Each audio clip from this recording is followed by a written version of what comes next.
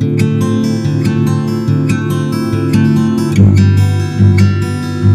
दोस्तों, मैं सुधाकर पांडे एक बार फिर अपने चैनल यस पांडे एडू से आप लोगों के सामने एक नए टॉपिक के साथ उपस्थित हुआ हूं।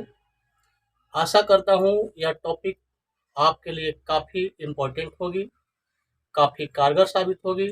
इस टॉपिक का नाम है दोस्तों हिंद यूनानी वंश। दोस्तों, इससे भी क्वेश्चन आते जाते रहते हैं। अगर यह वीडियो आपको अच्छा लगे तो मेरे चैनल को लाइक, सब्सक्राइब और शेयर जरूर करें। आइए दोस्तों, टॉपिक का नाम भले ही हिंद यूनानी है, लेकिन इससे पहले हम लोग को कुछ चीज़ें जानना होगा। और वो चीज़ जब हम जानेंगे तो आपको ऐसा लगेगा कि टॉपिक का नाम होना चाहिए मौर्य उत्तर काल। इसलिए इतिहासकार इसका नाम देते हैं मौर्य उत्तर काल। तो हमारा जो टॉपिक होगा वह होगा मौर्य उत्तर काल। होता यह है दोस्तों कि चंद्रगुप्त मौर्य क्या करता है, एक मौर्य वंश का स्थापना करता है और एक बहुत बड़े साम्राज्य की राजवंश का स्थापना करता है और अपने साम्राज्य को इतना फैला देता है कि पूरे भारत ही नहीं बल्कि विदेशों तक उसका साम्राज्य फैलता है। और अशोक भी वैसा ही था। लेकिन मौर्य वंश के पतन का एकमात्र कारण क्या बन जाता है? तो सभी कारणों में एकमात्र कारण बनता है दोस्तों चंद्रगुप्त मौर्य का जैन धर्म को स्वीकार कर लेना और अशोक का बौद्ध धर्म का स्वीकार करना। यह मौर्य वंश के पतन का कारण बनता है। तो तात्पर्य यह है दोस्तों, जो अशोक था उसने अपने साम्राज्य का विस्तार संपूर्ण भारत के अलावा विदेशों में भी किया था। इस प्रकार कई विदेशी भी इसके शत्रु हो गए थे और वो मौका की तलाश कर रहे थे कि जैसे ही मौर्य सत्ता कमजोर पड़े हम उन पर अटैक करके अपने राजवंश का स्थापना फिर से कर लें। तो इसी क्रम में हम लोग देखेंगे दोस्तों, कह रहा है कि मौर्यों के पतन के बाद, यानी मौर्यों के पतन के बाद भारत में कई छोटे छोटे राज्यों का उदय हो गया। मौर्यों ने क्या किया था, सभी राज्यों को मिलाकर के 5 प्रांतों में बांट लिया था, जिसको मैंने मौर्य वंश पर वीडियो बना दिया है, जाकर उसे भी देख लेंगे। लेकिन मौर्य वंश का जब पतन हुआ तब भारत कई छोटे छोटे टुकड़ों में बट गया था, जिसमें पश्चिम और उत्तर, जिसमें पश्चिमोत्तर भारत में मौर्यों के स्थान पर कई राजवंशों ने अपनी सत्ता कायम कर दी। यानी मौर्य वंश का पतन हो गया तब पश्चिमोत्तर भारत में कई राजवंशों ने अपनी सत्ता को स्थापित कर दिया। और उसमें जो क्रम रहा, या कह सकते हैं कि मौर्य वंश के पतन के बाद भारत में विदेशियों का आक्रमण शुरू हो गया। क्या कह सकते हैं कि मौर्य वंश के पतन के बाद भारत में विदेशियों का आक्रमण शुरू हो गया दोस्तों। तो इसके लिए अब कौन कौन से आक्रमण किए, ये थोड़ा सा काफी डिफिकल्ट होता है याद करना। जैसे है हिंद यूनानी ने पहले आक्रमण किया, फिर शक ने किया, फिर पहलव ने किया, फिर कुषाणों ने किया। तो इसके लिए मैंने से एक छोटा सा क्या कर दिया, एक छोटा सा ट्रिक क्रिएट किया हुआ है, जिसे दोस्तों देख लेंगे। वह ट्रिक क्या है, हिंद यूनानी शक पहले करे। क्या है दोस्तों, हिंद यूनानी शक पहले करे। तो हिंद यूनानी से हो जाएगा आपका हिंद यूनानी, शक से हो जाएगा शक, पहले से हो जाएगा पहलव और करे से हो जाएगा दोस्तों कुषाण। तो इस तरह से ये क्रम रहा मौर्योत्तर भारत में, यानी मौर्यों के पतन के बाद। तो सबसे पहले किसका क्रम आएगा दोस्तों, तो हिंद यूनानियों का क्रम आएगा। तो आइए हम लोग चर्चा करते हैं हिंद यूनानियों के बारे में। अब हिंद यूनानियों को दोस्तों हम लोग बैक्ट्रियाइन भी कहते हैं, बैक्टीरिया भी कहते हैं, ग्रीक भी कहते हैं। हिंद यूनानियों का अलग अलग नाम है। तो दोस्तों आपको मौर्य वंश में पढ़ने को मिलेगा कि मौर्य वंश में जो चंद्रगुप्त जो मौर्य था उसने सेल्यूकस निकेटर को हराकर उसके कई प्रांतों को ले लिया था। जो सेल्यूकस निकेटर था वह सिकंदर का थल सेनापति हुआ करता था दोस्तों। सेल्यूकस निकेटर कौन था, तो सिकंदर का थल सेनापति। तो इस तरह से सेल्यूकस निकेटर ने क्या किया था, कई प्रांतों पर अपना कब्जा जमाया हुआ था। और जिसे आपको चंद्रगुप्त मौर्य ने भी कुछ प्रांतों को ले लिया था। अब कह रहा है दोस्तों, सेल्यूकस निकेटर द्वारा या सेल्यूकस द्वारा स्थापित पश्चिमी तथा मध्य एशिया के विशाल साम्राज्य को इसका जो उत्तराधिकारी हुआ एंटियोकस प्रथम, यानी सेल्यूकस निकेटर का जो उत्तराधिकारी था उसका नाम था एंटियोकस प्रथम, ने अपनी प्रभुता बनाए रखा था। यानी कहने का मतलब था सेल्यूकस जो था, जितने भी उसके पास राज्य थे, प्रांत थे, वो सभी प्रांतों को एंटियोकस बचा करके रखा था। लेकिन एंटियोकस के बाद जब उसका उत्तराधिकारी एंटियोकस सेकेंड होता है, जब एंटियोकस के बाद उसका उत्तराधिकारी एंटियोकस सेकेंड हो जाता है, तो उसके शासन काल में दोस्तों क्या हो जाता है, विद्रोह हो जाता है। और विद्रोह हो जाता है तो उसमें से कई प्रांत जो होते हैं दोस्तों वह स्वतंत्र हो जाते हैं। और जैसे ही स्वतंत्र होते हैं छोटे छोटे राजा क्या होते हैं और वो कमजोर प्राय होते हैं।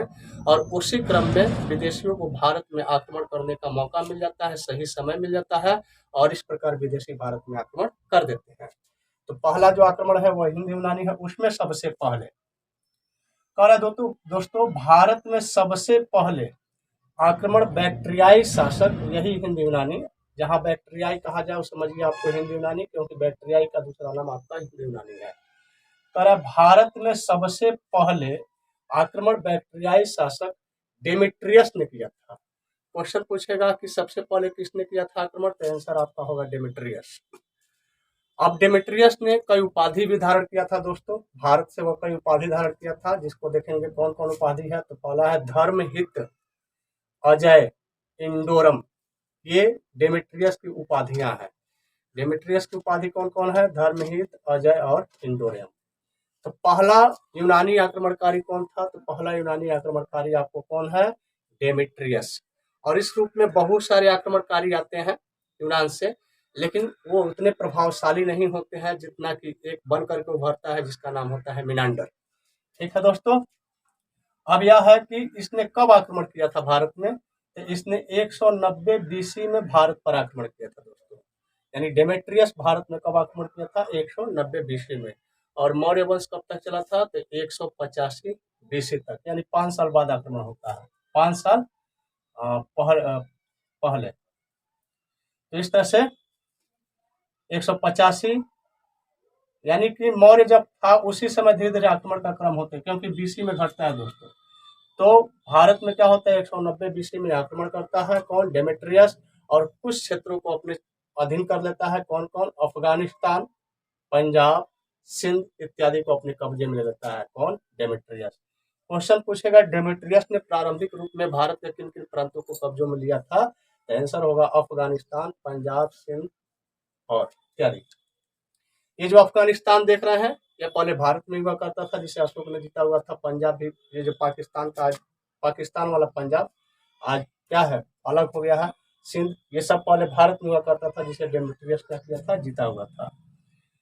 अब दोस्तों है यूनानी शासकों में सबसे जो विख्यात शासक था, मैंने पहले ही चर्चा किया है कि यूनानी शासकों में सबसे जो विख्यात शासक था उसका नाम था दोस्तों मिनांडर। यूनानी शासकों में सबसे विख्यात शासक का नाम था मिनांडर, जिसे मिलिंद के नाम से भी जाना जाता है दोस्तों। उसने अपनी राजधानी कहाँ बनाई थी, उसने अपनी राजधानी साकल में बनाई थी, जिसे वर्तमान में आप सयालकोट के नाम से जानते हैं। मिनांडर ने अपनी राजधानी साकल में बनाई थी। अब दोस्तों मिनांडर जो था यूनानी था। अब सोचा कि हम अपने यहाँ क्या करें, अपने यहाँ का धर्म भारत में डेवलप कर दें, लेकिन सोच के उल्टा इसका काम हो गया। यहाँ पर एक बौद्ध भिक्षु हुआ करते थे जिसका नाम था नागसेन। यह नागसेन से मिला तो नागसेन से काफी प्रभावित हो गया, कौन, मिनांडर। नागसेन से काफी प्रभावित हुआ और प्रभावित होने के बाद इतना प्रभावित हो गया कि नागसेन से यह बौद्ध धर्म का दीक्षा ले लिया और बौद्ध धर्म को स्वीकार कर लिया। और साथ ही साथ वह मिनांडर ने नागसेन से कुछ प्रश्न भी पूछे थे। मिनांडर नागसेन से कुछ प्रश्न भी पूछे थे। इतिहासकार क्या किए कि उस प्रश्न और उत्तर को, यानी मिनांडर प्रश्न पूछता है और नागसेन उसका उत्तर देता है, तो उसके प्रश्न उत्तर पर एक किताब लिख दी जाती है, एक पुस्तक लिख दी जाती है, जिसका नाम होता है मिलिंद पनोह। क्वेश्चन पूछेगा कि मिनांडर और नागसेन के बीच के हुए प्रश्नोत्तर के पुस्तक का क्या नाम है, तो आंसर होगा मिलिंद पनोह। मिलिंद पनोह या मिलिंद प्रश्न के नाम से भी जाना जाता है इसको। अब नागसेन का एक अन्य नाम है दोस्तों, क्या, नागार्जुन। नागसेन का अन्य नाम क्या है, नागार्जुन।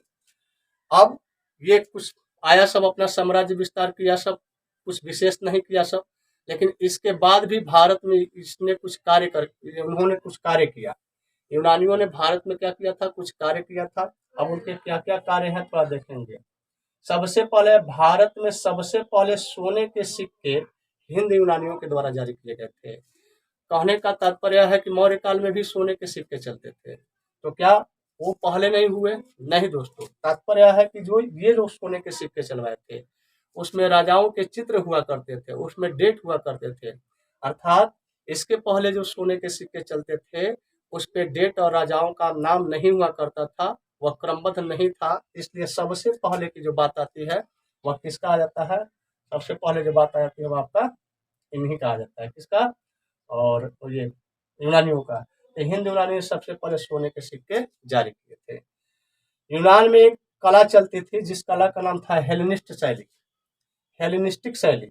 यूनान में एक कला चलती थी, मूर्ति बनाने की कला थी जिसका नाम था हेलेनिस्टिक शैली। यूनान में एक कला चलती थी जिसका नाम था हेलेनिस्टिक शैली।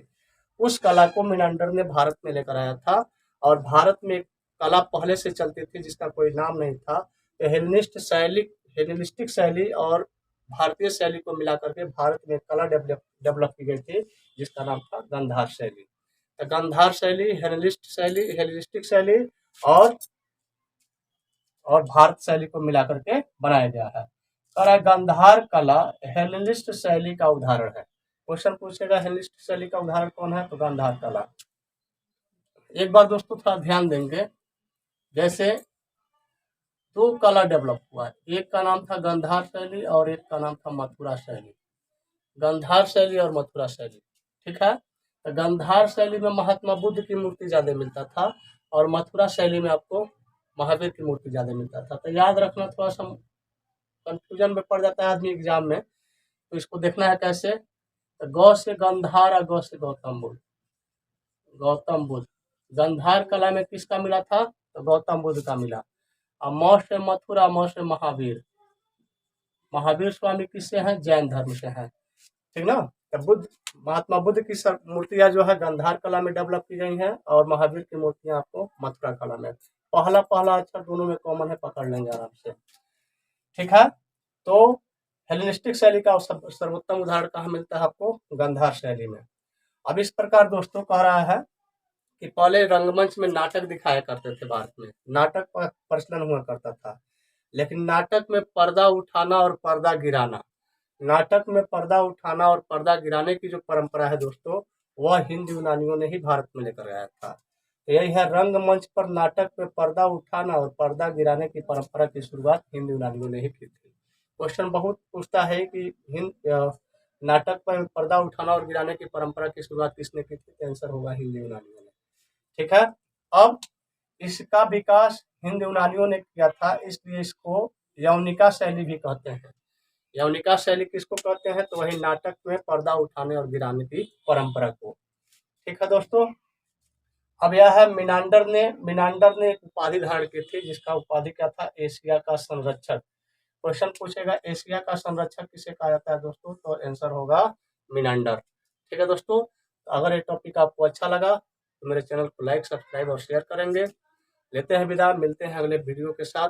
तब तक के लिए जय हिंद, जय भारत। एक बार इसका स्क्रीनशॉट ले लें। Thank you.